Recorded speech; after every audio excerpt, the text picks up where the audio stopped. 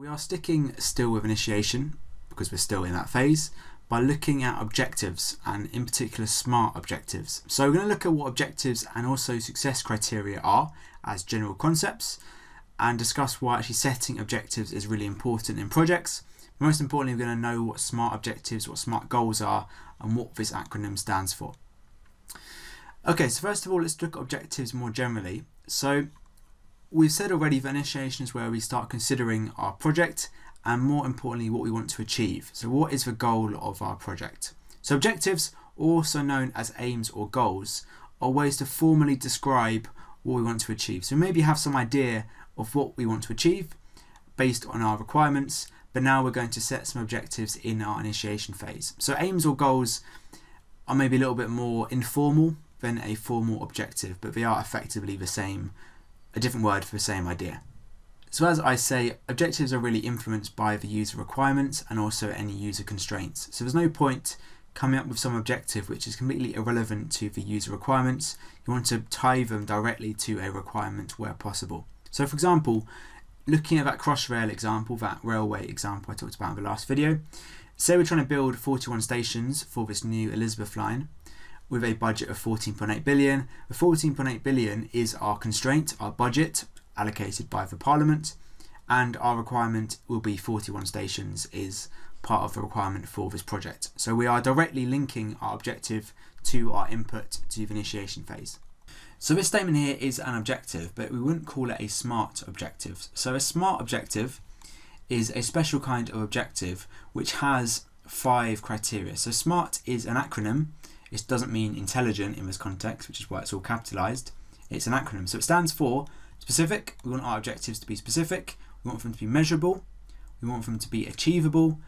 We want them to be realistic, and we want them to be time bound. So we want some attachment of time to our objective. Here, going back, it's fairly specific, although I could say where we want the locations built of our stations. We are being fairly measurable, so we can measure the number of stations and the budget, but we aren't attaching any time to this objective. And it's not about realistic for me to do. If you are a big company, then it is realistic, but maybe not for, or definitely not for, an individual. So it does depend on the context. But looking at these individually, first of all, being specific means it can only be interpreted in one way. We don't want multiple interpretations in our objectives.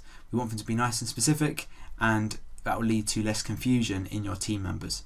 We also don't want to break them down significantly because we don't want a too big of an objective. We want it to be quite manageable to answer. That means it's quite specific and quite precise. Our second word is measurable. So we want some way to be able to assess, to measure if we have met our objective or not. So in terms of our stations, if I just said I want to build some stations, some as a word is not measurable, whereas 41 is not only specific, but we can measure, we can count how many stations are built. That's a fairly easy way to measure if it's been successful or not. And can I convert it to a success criterion is another way of looking at whether it's measurable or not. We'll come on to what this means in a minute. Our third word in this acronym is achievable. So these objectives are not long-term ambitions. You want to be able to achieve them, you want to be able to meet the objective. So they've got to be possible for you to do. There's got to be you've got to be able to do it in theory at least. A fourth similar one to achievable is it's got to be realistic. So there's got to be some grounding in reality. So maybe going back to this Crossrail example, building 41 stations with a budget of 14.8 billion is achievable, I assume. I imagine that's achievable. It could be achieved in theory, but is it realistic? Well, it depends. If you are a big company, maybe. If you are used to doing massive engineering projects, maybe, or probably. But for an individual, for me, I could definitely not do this project. So it's not realistic for me, but it might be for certain companies. So it does depend on your individual circumstances, I would say. Our final word is time. So we must have a clear timescale attached to our project. It can't just be a vague, we're going to do this, you've got to say we're going to do this by when. Just to give you some examples of how we might decide if an objective is SMART or not. This one here, I'll learn guitar, is an objective, it's a goal. Is it SMART? Well, not really. It could be more vague. It could be I'll learn an instrument. So at least we are being specific in we're saying a guitar, but learning how you're going to measure if you've learnt the guitar, because it's subjective. You could measure it against a grade, so grades 1 to 8, you could do that. You could measure it maybe if you want to learn a particular song, but it's hard to measure, and that's not great. There's no time involved. It might be realistic and achievable if you've got a guitar, but it's not measurable or time bound, so it's not smart. Similarly, I'll run a marathon in April. We have a time, but it's also not smart because, well, I mean, it depends slightly, because if you are, in terms of realism, if you are a couch potato and can't really run at all, you can barely run, for 5 minutes, let alone 4 hours, which a marathon might be, it's not realistic. It's being fairly specific. We could maybe attach a place, where are you going to run this marathon? In your park, on a treadmill, in Manchester? Where exactly are you going to do it? So it's slightly better, but it's still maybe not realistic depending on your context. Another one, or maybe even less realistic, I'll be the first person to time travel. You are being fairly specific. Is it realistic? Is it achievable? No, not really, because we don't know how you can time travel. It's not a very smart objective. This is more like a fantasy as opposed to a concrete objective we can actually measure against. A better one perhaps, and a pertinent one too, is I'll create 5 flashcards on the project lifecycle by next Sunday. This is fairly smart. It could be a little bit more specific. We could say the actual individual topic within this wider topic. So we could say it's going to be on smart objectives as opposed to this whole LO, which is really what project lifecycle is, but it's not bad.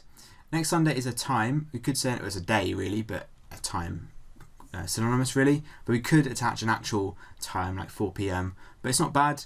It's realistic, it's achievable, so this one would be considered smart as opposed to these 3 ones, which are not smart, but they are still objectives.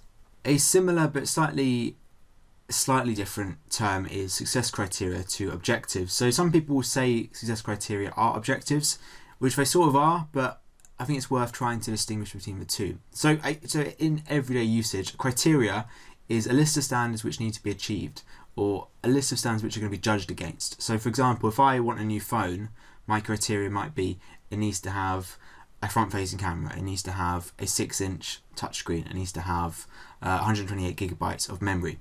That could be my criteria. So I want to achieve that when I'm buying a new phone, for example. But success criteria in an IT project context are written during initiation like objectives, and these are going to be used later to assess how your project is going. So there are criteria which we need to do.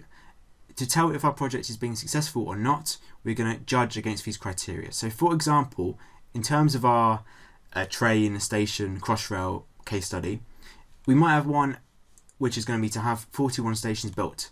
And we could say, okay, yes, we've achieved that after execution, say.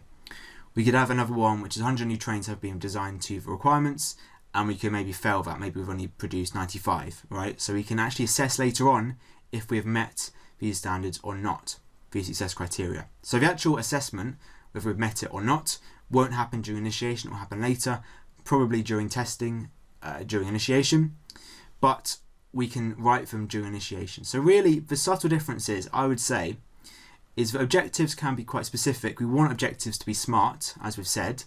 Not all objectives are going to be smart, but we want them to be ideally.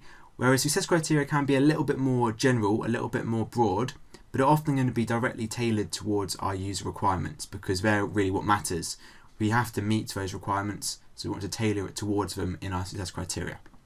So in terms of things like it being smart, we don't need our success criteria to be smart necessarily. The most important one is they are measurable. We need to be able to tell if we've met them or not. I've said up here, can I convert it to a success criterion, which is a singular version of criteria?